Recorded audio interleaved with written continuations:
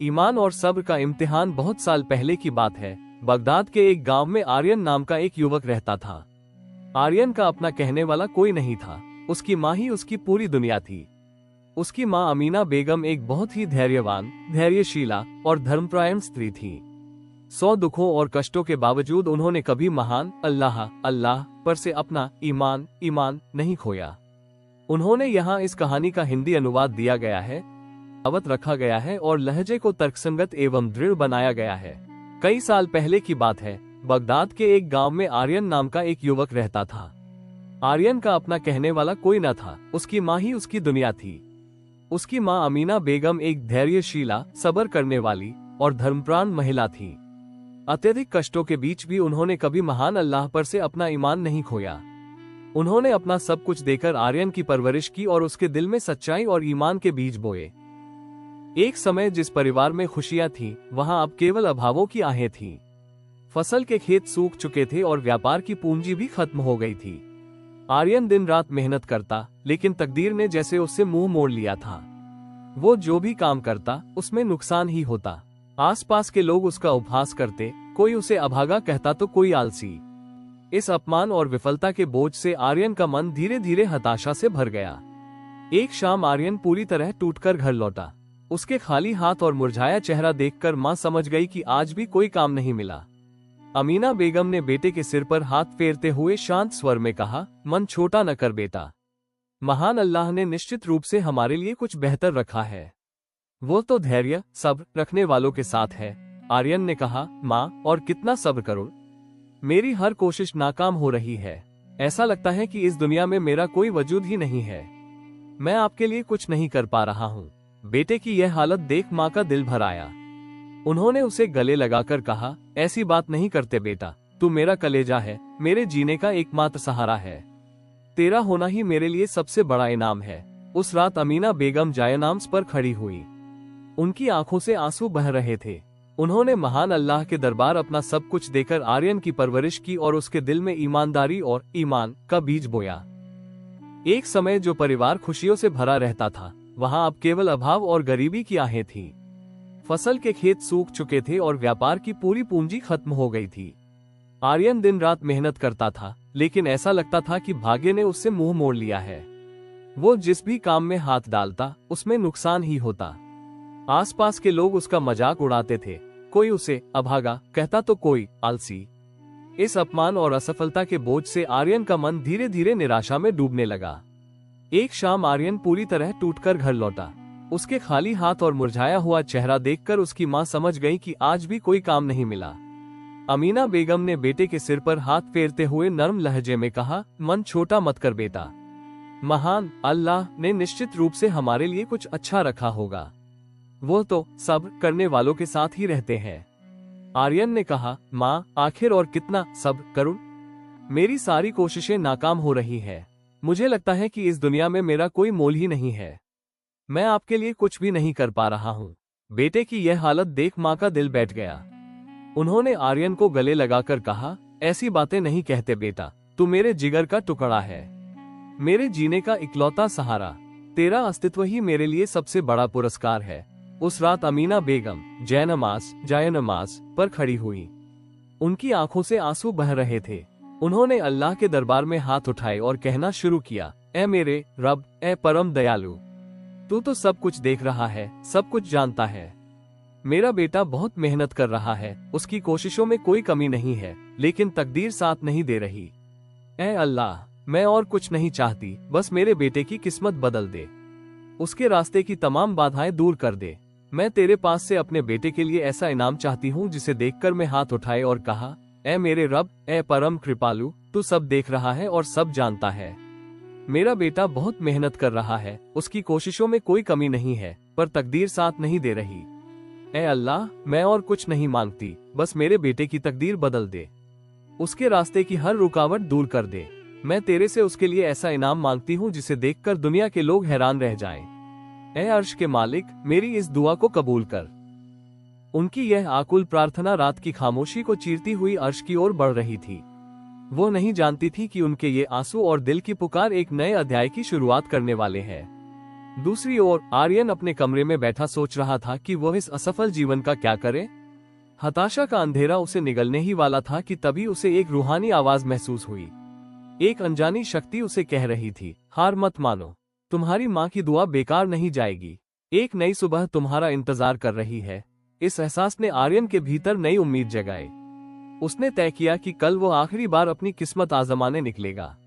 या तो वो सफल होगा या फिर इस बस्ती को छोड़कर अनजान राहों पर निकल जाएगा। भोर की पहली किरण के साथ ही आर्यन की आंखें खुल गईं। उसने सबसे पहले फज्र की नमाज अदा की, फिर वो अपनी माँ के पास गया। अमीना बेगम जायनामाज पर बैठकर तस्बीह पढ़ रही थी। बेटे के चेहरे पर अब उदासी नहीं बल्कि एक दृढ़ संकल्प था। आर्यन ने माँ के पैर छूकर कहा, माँ, मैं आज फिर निकल रहा हूँ। मेरा दिल कहता है कि आज कुछ होगा, मेरे लिए दुआ कीजिएगा। अमीना बेगम ने कहा, अल्लाह का नाम लेकर निकल पड़ो बेटा, वो तुम्हारा रास्ता आसान करेगा। याद रखना, सच्चाई और ईमान ही तुम्हारी सबसे बड़ी दौलत है। किसी भी हाल में बेसब्र मत होना और किसी का हक मत मारना, दुनिया के लोग दंग रह जाएं। तो मेरी यह दुआ कबूल कर। अर्श माँ से विदा लेकर आर्यन निकल पड़ा।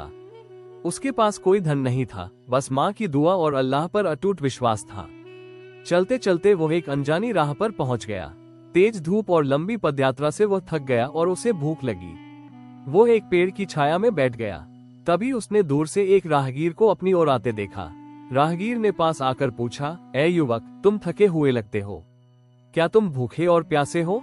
आर्यन ने विनम्रता से जवाब दिया, जी जनाब, मैंने सुबह से कुछ नहीं खाया। राहगीर ने अपने झोले से एक रोटी और पानी का पात्र दिया और कहा, महान अल्लाह अपने बंदों को कभी खाली हाथ नहीं लौटाता। खाना खाकर आर्यन को शक्ति मिली। उसने राहगीर का शुक्रिया अदा किया। राहगीर ने मुस्कुराते हुए कहा, मैं भी अल्लाह का एक मामूली बंदा हूँ, मुझे एक मदद की जरूरत है। मैं बूढ़ा हूँ और मेरे पास कुछ कीमती सामान है जिसे मैं अकेले ले जाने में डर रहा हूँ। क्या तुम मेरे साथी बनोगे? मैं तुम्हें इसके लिए उचित पारिश्रमिक मजदूरी दूंगा। आर्यन को माँ की बातें याद आई। उसने बिना किसी लालच के कहा, जनाब, मजदूरी की जरूरत नहीं है, आपकी मदद करना ही मेरे लिए सौभाग्य है। उसकी निस्वार्थता देखकर राहगीर की आंखें चमक उठी। वे साथ चलने लगे। राह में राहगीर ने आर्यन के परिवार, उसके ईमान और सब्र के बारे में कई सवाल किए। आर्यन ने सादगी से सब कुछ बता दिया। शाम ढलते ही वे एक सुनसान जगह पहुंचे। राहगीर ने रुककर कहा, हमारी मंजिल करीब है, लेकिन उससे पहले तुम्हारी एक कठिन परीक्षा होगी। राहगीर ने अपने झोले से एक भारी संदूक निकाला और कहा, यह मेरी जीवन भर की कमाई है, मैं इसे एक रात के लिए तुम्हारे पास अमानत के तौर पर छोड़ रहा हूँ। याद रहे, इसे खोलने या इसके भीतर देखने की कोशिश मत करना। अगर तुम इस अमानत की रक्षा कर सके तभी तुम असली पुरस्कार के हकदार होगे। ये कहकर राहगीर चला गया। आर्यन अब उस भयानक सुनसान जगह पर अकेला था और उसके पास एक कीमती संदूक था। यह उसके ईमान की सबसे बड़ी परीक्षा थी। रात के अंधेरे में आर्यन के मन में कई विचार आए, लेकिन उसने दृढ़ता से खुद से कहा, मैं अर्श के मालिक। यह व्याकुल प्रार्थना रात की खामोशी को चीरते हुए अर्श की ओर जा रही थी। वो नहीं जानती थी कि उनके ये आंसू और दिल की पुकार एक नए अध्याय की शुरुआत करने वाले हैं। उन्हें यह नहीं पता था कि उनके बेटे के भाग्य का पहिया घूमने का समय आ गया है। दूसरी ओर आर्यन अपने कमरे में बैठा सोच रहा था कि वह इस नाकाम जिंदगी का क्या करे। हताशा का गहरा अंधेरा उसे निगलने को तैयार था। ठीक उसी पल उसे लगा जैसे वो कोई ईश्वरीय आवाज सुन रहा हो। एक अनजानी शक्ति उससे कह रही थी, हार मत मानो, तुम्हारी माँ की दुआ बेकार नहीं जाएगी, एक नई सुबह तुम्हारा इंतजार कर रही है। इस एहसास ने आर्यन के भीतर एक नई उम्मीद जगाई। उसने तय किया कि कल वो आखिरी बार अपनी किस्मत आजमाने निकलेगा। या तो वह सफल होगा या फिर इस बस्ती को छोड़कर अनजान रास्तों पर निकल जाएगा। भोर की पहली किरण जब धरती पर फैली तब आर्यन की नींद खुली। पिछली रात के उस अजीब एहसास ने उसके मन में एक नया आत्मविश्वास पैदा कर दिया था। अब वो कोई हारा हुआ युवक नहीं था, बल्कि उसके अंदर एक दृढ़ संकल्प जन्म ले चुका था। उसने सबसे पहले फज्र की नमाज अदा की। इसके बाद वो अपनी माँ के पास गया। अमीना बेगम नमाज पर बैठी तस्बीह पढ़ रही थी। बेटे के चेहरे की ओर देखकर उन्हें एक नई चमक दिखाई दी। वहां पिछले दिनों की मायूसी का कोई निशान नहीं था, बल्कि एक शांत और स्थिर प्रतिज्ञा थी।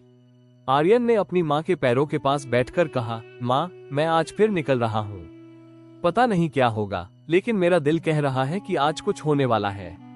मेरे लिए दुआ कीजिएगा। अमीना बेगम ने बेटे के सिर पर हाथ रखकर कहा, मेरी दुआ हमेशा तेरे साथ है बेटा। जा, महान अल्लाह का नाम लेकर निकल पड़, वो तेरा रास्ता आसान कर देंगे। याद रखना, ईमानदारी और ईमान ही तेरी सबसे बड़ी संपत्ति है। किसी भी हाल में सब्र मत खोना और किसी का हक मत मारना। माँ से विदा लेकर आर्यन निकल पड़ा। उसके पास कोई धन नहीं था, बस माँ की दुआ और अल्लाह पर अटूट विश्वास था। वो किसी निश्चित दिशा में नहीं जा रहा था, बस जिधर मन ले गया उधर ही चल पड़ा। रास्ते पार करते हुए वो एक ऐसे अनजान पथ पर आ गया जहां वो अपनी माँ का भरोसा और अपने रब का हुक्म नहीं तोड़ सकता। यह अमानत है। जब उसे डर महसूस हुआ तो उसने वजू किया और नमाज अदा की। उसने अल्लाह से मदद मांगी, ऐ मेरे रब, मुझे शैतान के बहकावे और हर खतरे से बचा। मुझे इस परीक्षा में सफल होने की शक्ति दे। नमाज के बाद उसका मन शांत हो गया। उसने अपना पूरा ध्यान अल्लाह के जिक्र में लगा दिया। सुबह हुई। राहगीर वापस आया और पूछा, क्या तुमने इसे खोलने की कोशिश की? आर्यन ने कहा, जनाब, यह आपकी तारानकन अमानत पहले कभी नहीं गया था। कड़ी धूप में लंबी पैदल यात्रा के कारण वो थक गया और भूखा प्यासा हो गया। अंततः वो एक पेड़ की छांव में बैठ गया। निराशा उसे फिर से घेरने लगी। वो सोचने लगा, मैं कहाँ आ गया हूँ? यहाँ तो इंसान का नामो निशान नहीं है। क्या मुझे लौट जाना चाहिए? ठीक उसी समय उसे दूर से एक मुसाफिर आता दिखाई दिया। वो व्यक्ति धीरे धीरे उसकी ओर ही आ रहा था। मुसाफिर ने आर्यन के पास आकर उसका थका हुआ चेहरा देखा और पूछा, हे युवक, तुम्हें देखकर लग रहा है कि तुम बहुत दूर से आए हो। क्या तुम भूखे और प्यासे हो? आर्यन ने विनम्रता से जवाब दिया, जी जनाब, मैंने सुबह से कुछ नहीं खाया है। मुसाफिर ने अपने झोले से एक रोटी और पानी का पात्र निकालकर आर्यन की ओर बढ़ाते हुए कहा, लो, इसे ग्रहण करो। महान अल्लाह अपने बंद तारानकन थी और अमानत में खयानत करना महापाप है। मैं अपने ईमान से को कभी खाली हाथ नहीं लौटाते। आर्यन ने रोटी और पानी इस तरह ग्रहण किया जैसे उससे स्वादिष्ट भोजन उसने कभी गद्दारी नहीं कर सकता। राहगीर ने मुस्कुराते हुए संदूक खोला। आर्यन ये देखकर दंग रह गया कि खाया ही ना हो। उसके शरीर में नई ऊर्जा आ गई। उसने कृतज्ञता के साथ मुसाफिर को धन्यवाद दिया और पूछा, जनाब, मैं आपको पहचान नहीं सका, आप कौन हैं? मुसाफिर ने मंद मुस्कान के साथ, संदूक खाली था, उसमें केवल धूल और साधारण पत्थर थे। आर्यन ने चकित होकर पूछा, क्या यही वो कीमती संपत्ति है? राहगीर का चेहरा नूरानी आभा से चमक उठा। उसने कहा, मैं भी अल्लाह का एक अदना सा बंदा हूँ, इसी रास्ते से जा रहा था।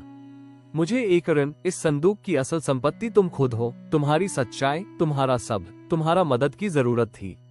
मैं बूढ़ा आदमी हूँ, मेरे पास कुछ कीमती सामान है जिसे अकेले ले जाने में मुझे डर लगी। मैं कोई साधारण राहगीर नहीं, बल्कि अल्लाह की ओर से भेजा गया एक फरी रहा है। अगर तुम मेरे साथी बन सको तो बड़ी मेहरबानी होगी। मैं तुम्हें इसके लिए उचित पारिश्रमिकता हूँ। तुम्हारी माँ की वह दुआ जो उन्होंने रोकर मांगी थी, वो कबूल हो गई। मजदूरी दूंगा। आर्यन के मन में माँ की बातें गूंज उठी है। अल्लाह देखना चाहता था कि क्या तुम उस बड़े इनाम के काबिल हो। तुमने साबित कर दिया कि ईमानदारी और ईमान ही तेरी सबसे बड़ी संपत्ति है। उसने सोचा कि यह शायद अल्लाह की तरफ से एक इम्तिहान है। उसने बिना किसी पारिश्रमिक की उम्मीद के मुसाफिर की मदद करने का फैसला किया। उसने तुम काबिल हो। ये सुनकर आर्यन की आंखों से आंसू बहने लगे। फरिश्ते ने कहा, अपनी आंखें बंद करो और अपनी माँ को याद करो। जब आर्यन ने आंखें खोली तो वो एक विशाल महल के सामने खड़ा था। वहाँ चारों ओर हरियाली और खुशहाली थी। तारानकन फरिश्ते कहा, जनाब, पारिश्रमिक की कोई जरूरत नहीं है। आपकी मदद कर पाना ही मेरे लिए सौभाग्य की बात है। चलिए, मैं आपके साथ चलूंगा। उसके इस निस्वार्थ जवाब से मुसाफिर की आंखें चमक उठी।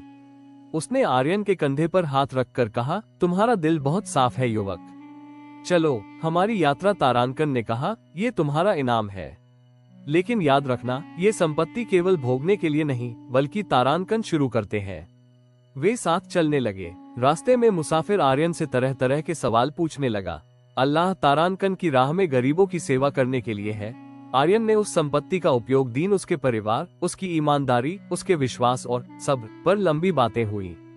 आर्यन ने सरल मन से अपने दुखियों की मदद के लिए किया। उसने एक न्यायप्रिय शासक की तरह सेवा की। अंत में उसकी एक जीवन के सारे दुखों, अपनी माँ और अल्लाह पर अपने भरोसे की बात खुलकर बता दी। मुसाफिर ने ध्यान से सब सुना लेकिन कोई टिप्पणी नहीं की। जब सूरज पश्चिम की ओर ढल गया तब वे एक सुनसान और परीक्षा हुई जब उसकी माँ एक गरीब बुढ़िया के भेष में उससे मिलने आई। आर्यन ने अपनी माँ को उस हाल में भी उतने ही सम्मान और प्रेम से गले लगाया। अमीना बेगम ने मुस्कुराते हुए कहा, वह जगह पर पहुँचे। वो जगह पथरीली और कुछ डरावनी थी। मुसाफिर अचानक रुक गया और बोला, हम अपनी मंजिल के करीब पहुँच चुके हैं, लेकिन उससे पहले तुम्हें एक कठिन परीक्षा का सामना करना होगा। ये सुनकर आर्यन का दिल धड़कने लगा। उसने हैरान होकर पूछा, कैसी परीक्षा जनाब? मुसाफिर ने अपने झोले से एक छोटा लेकिन अत्यंत भारी संदूक निकाला। संदूक के ऊपर एक अजीब नेटा, तू अल्लाह की हर परीक्षा में सफल हुआ है।